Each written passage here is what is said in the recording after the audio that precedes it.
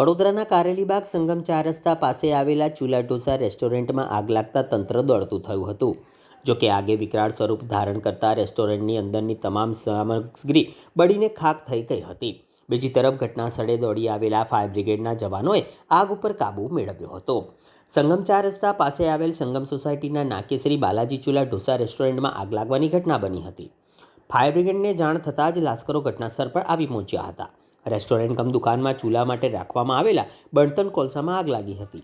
Fire brigade દ્વારા સતત પાણીનો મારો ચલાવીને આગ ઉપર કાબૂ મેળવ્યો હતો.